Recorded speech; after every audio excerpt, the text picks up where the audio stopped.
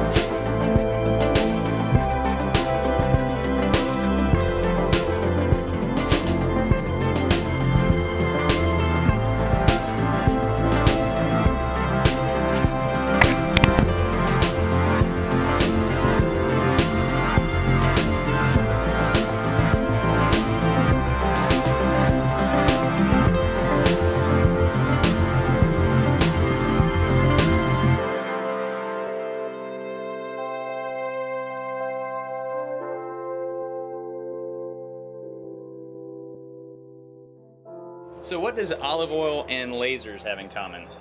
Hummingbirds, obviously.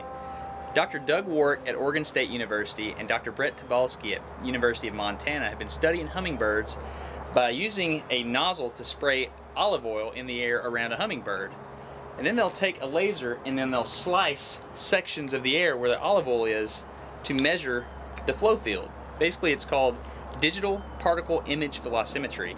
What you do is you get a picture of an oil droplet, you wait some finite amount of time later, and then you get another picture of an oil droplet.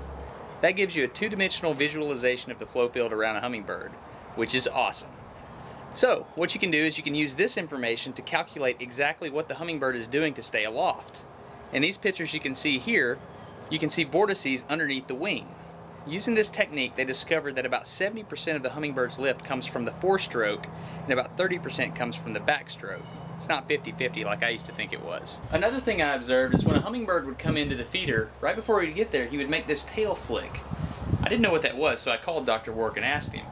Right now, Dr. Warwick and his team of biomechanists don't really know what this tail flick means. They're not sure if he's changing the airflow around his body, or if he's changing his center of gravity under his wings so that he can make a maneuver that way. What they are doing, however, is making a 6-degree of freedom model so that they can study this further. If you want to learn more about it, check out the links in the video description. So a lot of you have been asking about what kind of camera I've been using. It's a Phantom made by Vision Research. If you want more info on it, go to the description. I'll put a link there for you so you can go to the website. Other than that, click the bird feeder here and you can subscribe.